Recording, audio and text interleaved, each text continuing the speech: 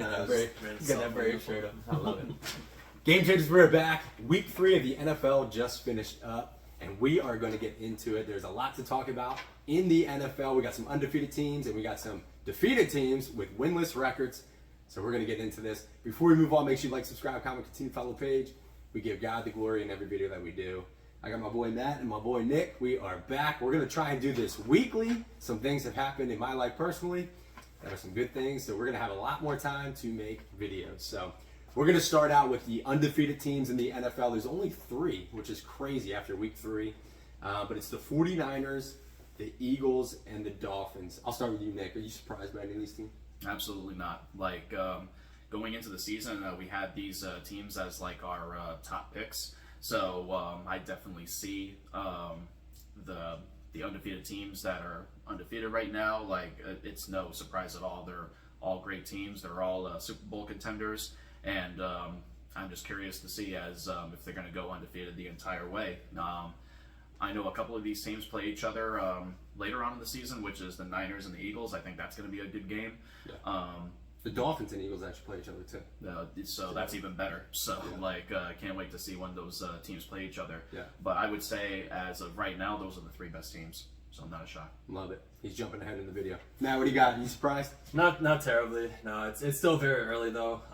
We just saw the Cardinals a few years back go 7-0 and not make the playoffs. So there's always crazy. Same with the Steelers. 2021 they were 11-0. They lost first round. Mm-hmm. They lost 5 straight games and bounced in the first round by Baker Mayfield. So it's still early. Season, still a lot of time left. But yeah, not terribly surprised overall. Yeah, I think the only team that, just going off of our division and our rankings in the last video, which you guys got to check out, it'll be at the end of this video, it'll be tagged to it.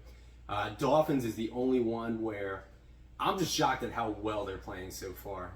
Obviously, Tua being healthy is a huge thing, and I'm praying that he stays healthy throughout the whole year because I want to see how he can just contend with the whole AFC. But so far, man, they're crushing it. So, all right, we're going to move on to the winless teams, the teams that have no wins yet. There's 4 of them.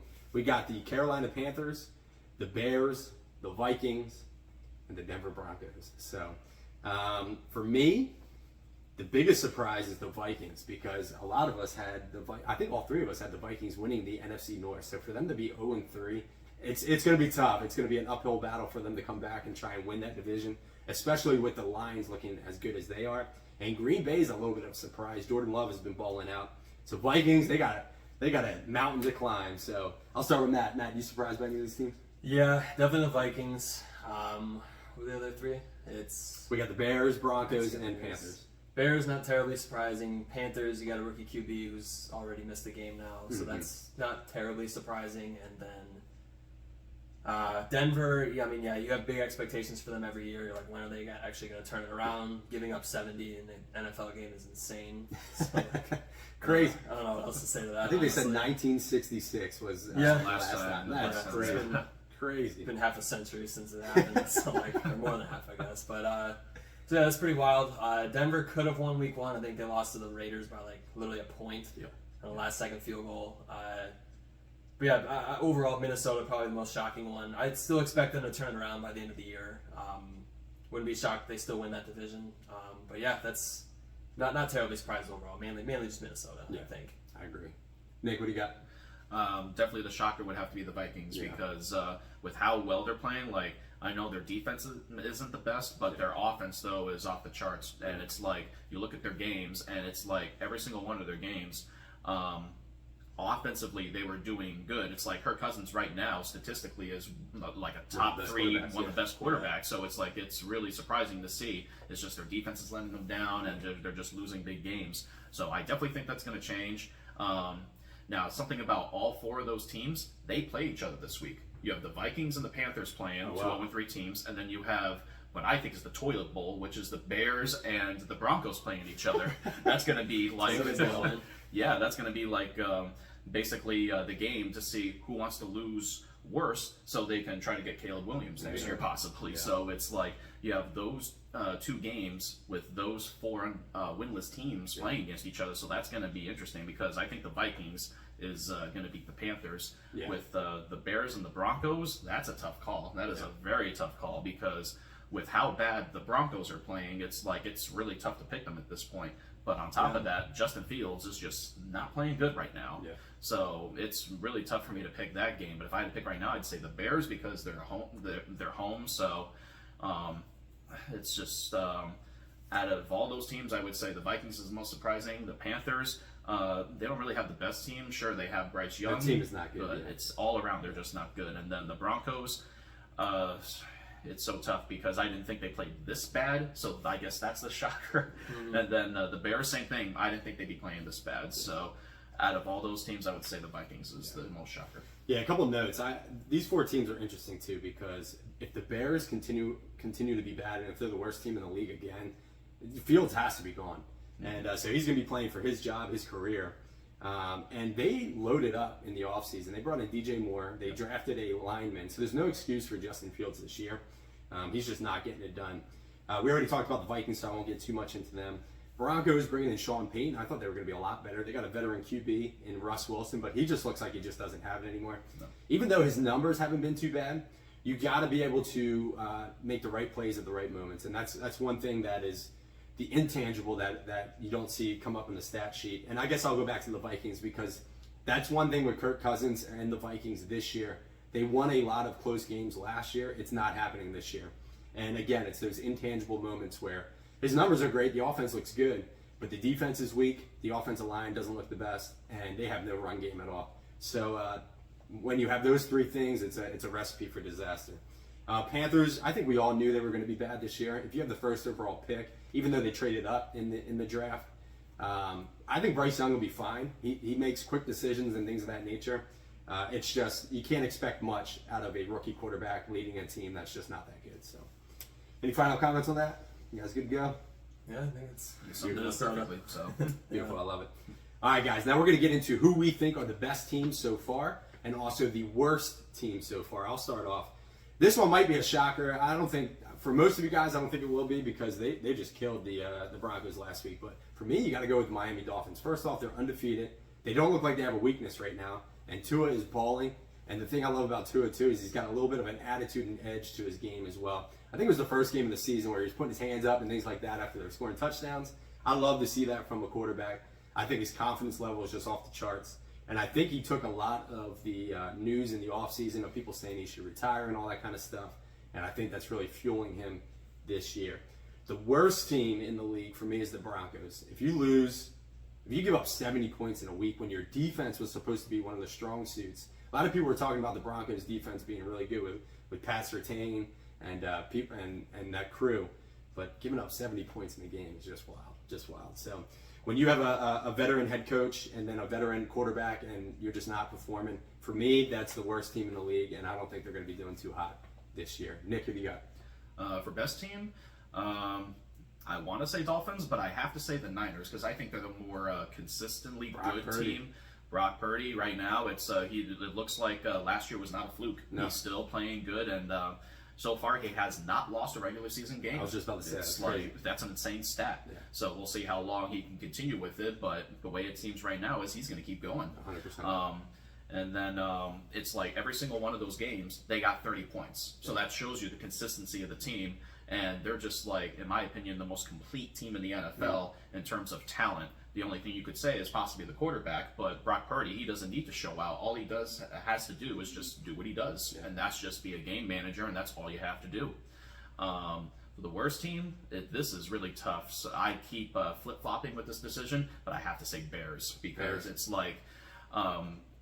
you just look at the whole quarterback situation, and it's just like, how is he like not playing this good? It's like I don't know how to explain it. It's like their defense is all over the place, and their offensive line doesn't look good. Their run game is all over the place. Like you're either going to have Rashawn Johnson or you're going to have Khalil Herbert, and then Justin Fields. It's like you watch game tape of that. Some of his guys are just wide open. He's just like not making. He just can't see them.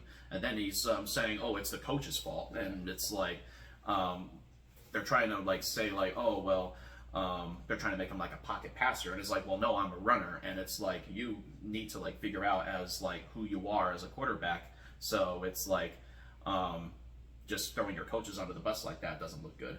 And it's like what you said earlier. It's like if things don't change for the Bears, and they're not going to be quick to pull the trigger on a change. Yeah. So it's like if Caleb Williams is available, it's going to be like, okay, we're definitely picking him over Justin Fields, and Justin Fields will just either see the bench or he'll get traded to another team.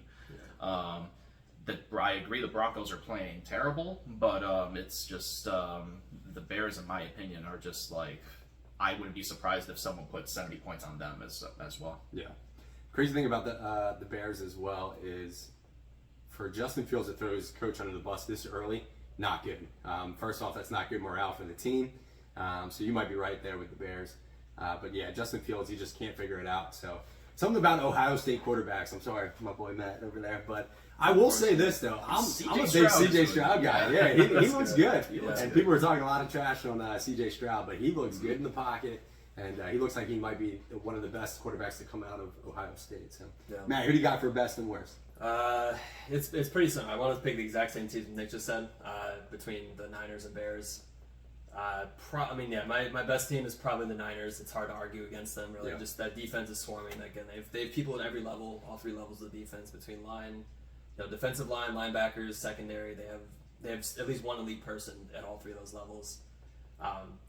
Playmakers all across the board on offense, and just a really complete looking team. Yeah. Their regular season, 11 straight, I think, or something like that. Yeah, it's crazy.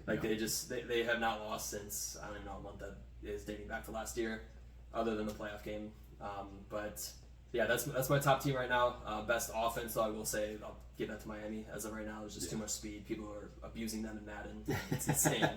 So on the other side, for the two worst teams, I would say either the Bears or the Giants are also looking pretty terrible. Let's go. I think, so far. There we go. A team with one win. I love it. I think the Giants, they're one win. I'm pretty sure they're 1-2 right now. They are. Yeah. Their one win is that comeback game against a team that's not good either, really, the Cardinals. So they were down 28-7. It's not that it's easy to come back from being down by 3 TDs. That's a great accomplishment, but at the same time, if the Cardinals just hold on, if they don't just do everything in their power to just lose that game, the Giants are also 0-3 right now. Yeah, that's true. Plus, getting blown out 40-0 in the rain at home against a division rival, the Cowboys, is pretty embarrassing as well. Like you said, Justin Fields though is 1 or 2 more seasons away from being a car salesman, and he's just he's. Why's he got new cars? Who knows, but. He just, I don't know. I'm hoping he puts it together at some point. He's got some weapons around him between some of the people he's throwing to. He's got Cole Kmet at tight end. He's got DJ Moore now. Mooney looks solid. I don't know what it is, honestly. I hope they put it together. I never wish anything bad upon really anyone in the NFL, but you can't all be some teams have to be bad, unfortunately. So, and I think it's probably between those two for the worst team. That's mainly it. Wow. You know what's crazy too, if you think about it? Who is the Bears' greatest quarterback ever? Is it Jay Cutler? Jim McMahon won a Super Bowl, but he didn't do much else. Yeah, that was more the defense, right? Yeah, 85. 85. Yeah. They've never had a 4,000-yard passer. I think is really funny, in their history. Yeah. Trubisky never did it. No one Kyle Orton came close one year, I think, to 3,000. But yeah, it's just something. It's just something interesting with the Bears, but.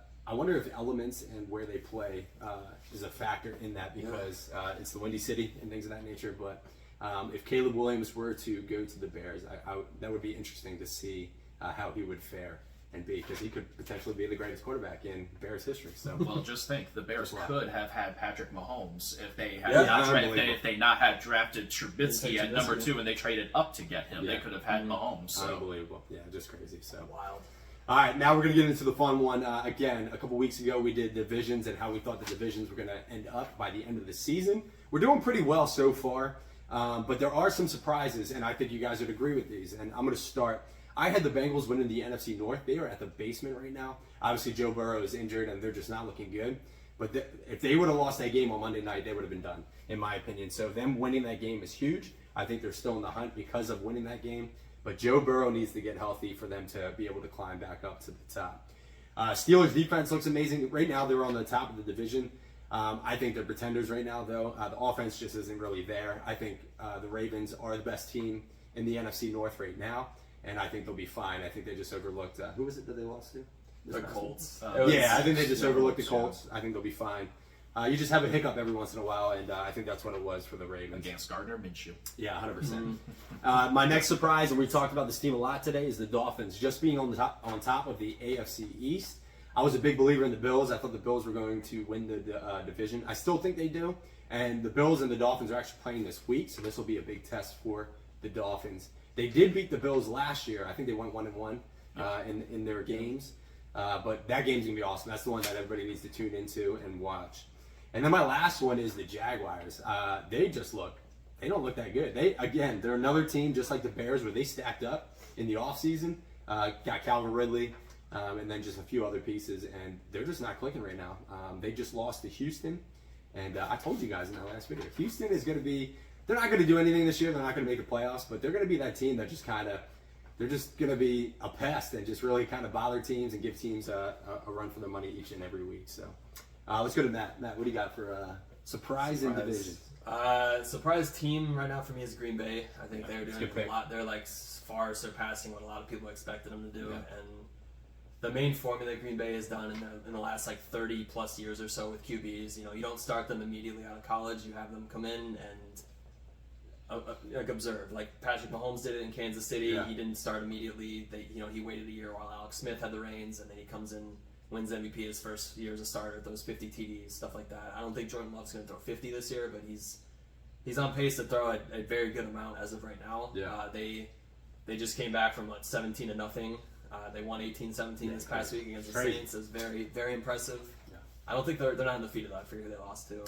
Yeah, they lost to I forget. I can't tell you off the top of my head. But they do have a loss. They're 2-1. Yeah. Green Bay lost to the Falcons by 1 point. That's right. They lose to the Falcons. That's That's by right. 1 point. Yep. That was kind of shocking overall. But yeah, I mean they've been in every game they've played at the very least. They look very good week 1 when they play the Bears or whatever. But Yeah. as far as I'm not surprised by the Bengals, unfortunately. Like I don't want to say hates that, the Bengals. I love it. I've just never been a believer in them. It's still a long season though. They have plenty of time to recover and come back. As far as it's hard to say. I guess the Vikings again, to kind of go back to them. Yeah. Kind of surprised they're 0-3. Yeah. Try to pick like one at the top, one at the bottom, but yeah, I'd probably go with the Vikings right now. I just hope they can put it together. My other team, I guess you could say, is the Jets, but I'd kind of attribute it when I make picks, I don't like factor in injuries. I don't say like, oh, this guy's gonna tear his ACL week 1 or Achilles, whatever it is. Yeah. Your Hall of Fame QB goes down in 3 plays in, and your whole season is kind of Just crazy. It's drastically impacted. So you can't do much about it. So I'd say the Jets as well. Getting embarrassed by Dallas was unexpected. Yeah. So probably them. Yeah, so the Jets, I think you guys would all agree, they need to get rid of Zach Wilson. They can literally put in anybody else and do better. He looks atrocious. He needs to come out of the game. It's bad. And I always said, too, if I was a backup quarterback and I needed to, I would just go to the reliable receiver every single time, especially when you're losing. Just pepper the guy. And Garrett Wilson's not even getting targets, which is crazy. And it just doesn't make any sense. So, all right, Nick, who do you got? Division surprises. Who do you got? Yeah. So on top of the Jets, like the quarterback situation's so bad, they're trying to get Matt Ryan out of retirement, and he said no. Yeah. That's how bad it is right now. I don't know why you would go Matt Ryan, though. It's just, I don't know. That's surprising, but that would be a Go good way one. back. That would be a good one. One of the surprises I would say is right now the Bucks and Saints are tied for top of the division because we all had Bucks at the bottom of the division beginning of the season, and they're playing good right now. Baker Mayfield.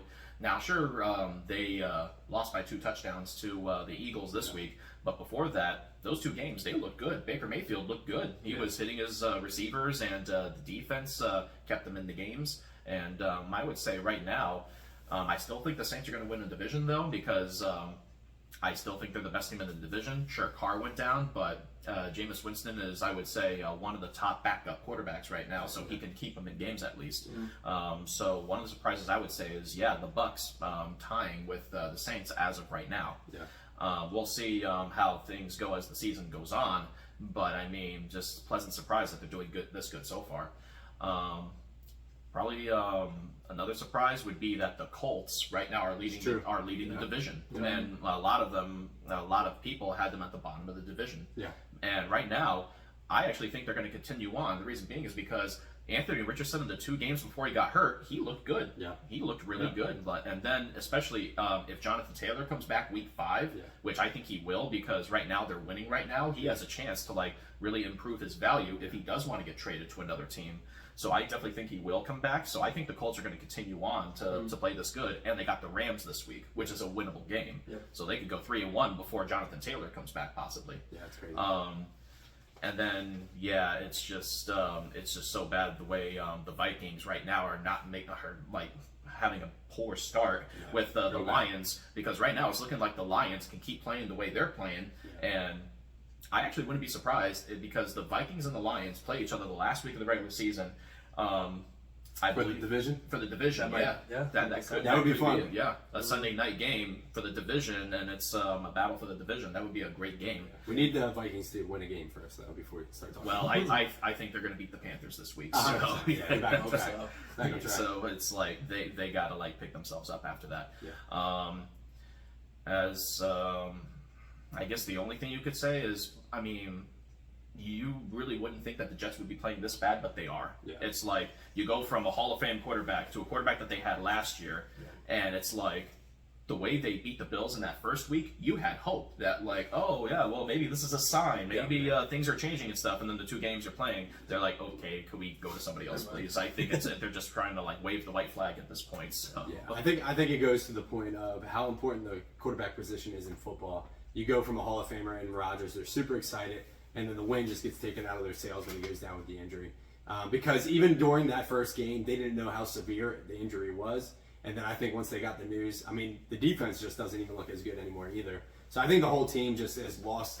And you guys know that who have played sports before, when the mentality isn't there and you don't have that edge in your mental game, you can perform pretty bad. And I think that's what's happening with the Jets right now. They have a solid team. The quarterback situation is terrible, but I think a lot of them are just like, well, there goes our season once Rodgers went down. So, yeah, a lot of surprises in the division. I wanted to pause real quick. We haven't talked about the Eagles. They're 3-0, and I feel like it's a little disrespectful. So the one thing I do want to say about the Eagles, and I'm a Philly guy, obviously, so I got to talk about them a little bit. But they have not looked that great. And now last game they finally were putting everything together. But before that, they didn't look that great, and they were still 2-0. Then obviously they go into Tampa and beat the Bucs.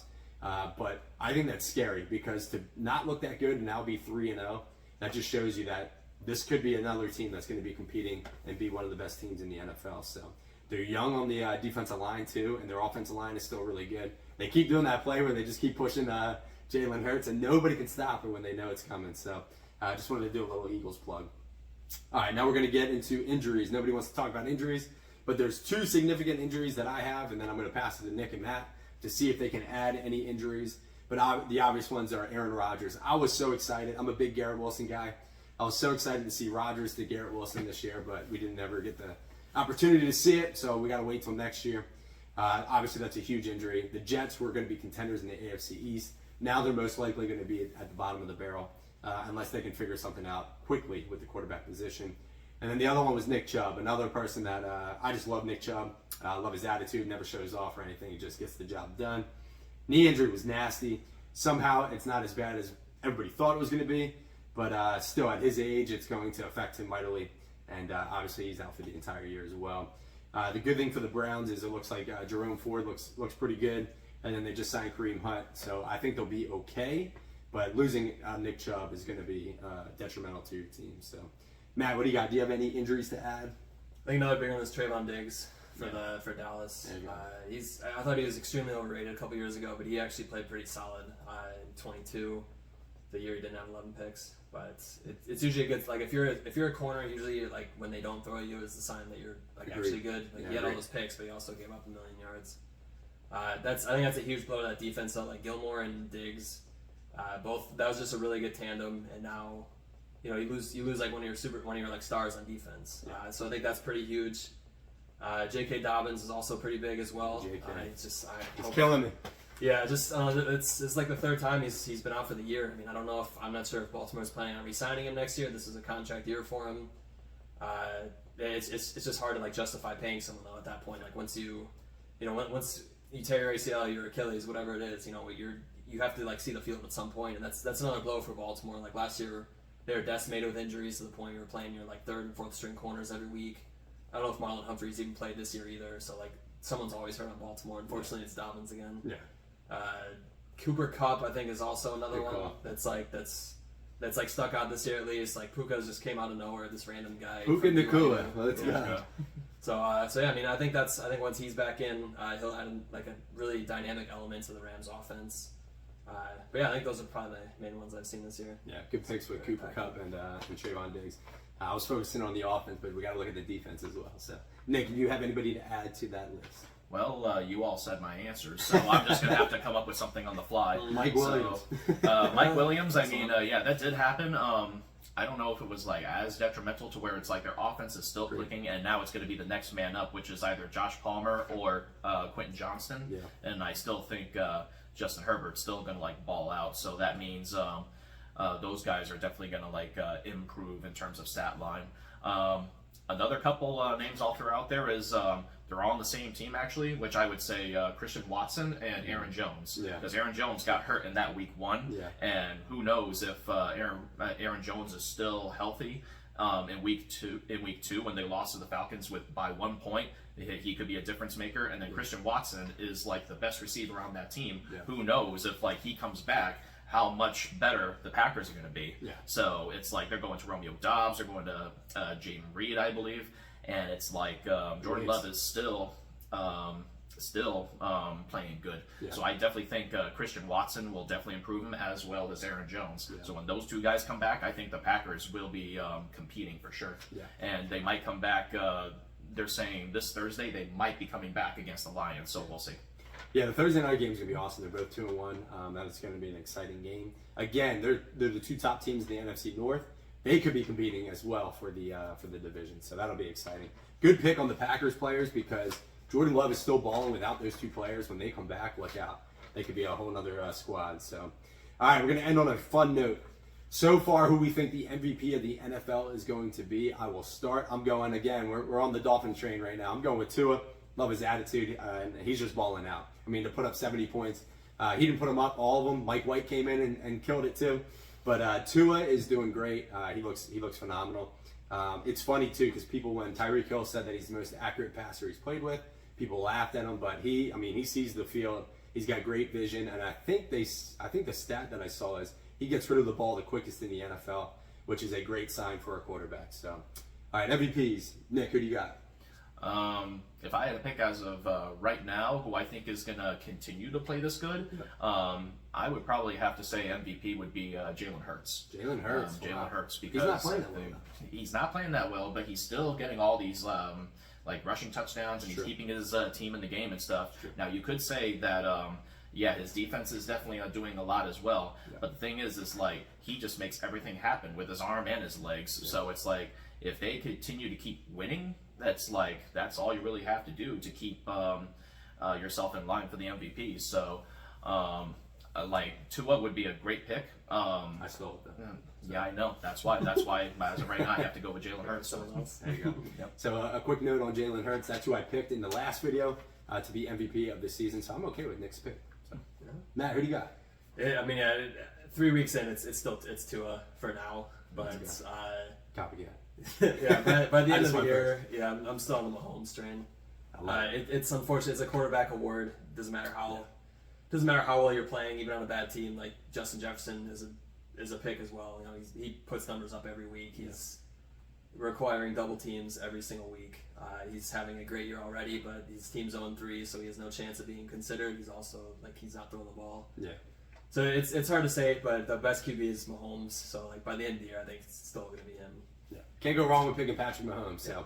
No Puka Nacua. Nobody wanted to pick Puka Nacua. So. Actually, I was thinking of picking Tyreek Hill, though. Because if he goes for over 2,000 yards, that'd be something where it's like, the only reason why I didn't, though, was because look at the Triple Crown year that Cooper Kupp had, and he wasn't even MVP. Yeah. That's why I'm like, Tyreek Hill, if he goes over 2,000 yards, would be a great pick, but I don't think it's going to happen, even if he gets over the 2,000 yards. The NFL really needs to look into, because I don't think they should add a QB award, but I think they should lessen the amount of times that quarterbacks win it, because Nick just brought up a great example. if a wide receiver gets the triple crown in what they do on the field, that should be an automatic MVP. Who won the MVP that year? Was it Aaron Rodgers. Aaron Rodgers. Yeah, it just makes no sense to me. And not to harp on Aaron Rodgers, but the year that J.J. Watt went off on defense too. Do you remember that year, Nick? Yeah. Matt? Matt's our stat guy. This is 2014, I think, Probably 2014. Yeah. My man can just pull dates out of the thin air. But not just that, Watt did his thing on defense, but I think he had 4 touchdown receptions too that year. He did. Look at the tape. He did. And when a defensive end does that, you should automatically win MVP. So I don't know what the records were for the teams. That probably played a part. But that's my thinking. I think the quarterback wins it too much. I know we're going on a little bit of tangent at the end of the video. So, but guys, we're going to try and come back and do these videos once a week. So make sure you guys are checking back. If you love football, if you love fantasy football, we'll start adding a little bit more fantasy in as well. So make sure you guys like, subscribe, comment, and listen. We're trying to get to 50K subs. We're almost at 30K. Love you guys. God bless you. Catch you on the next video. Do it. Made it.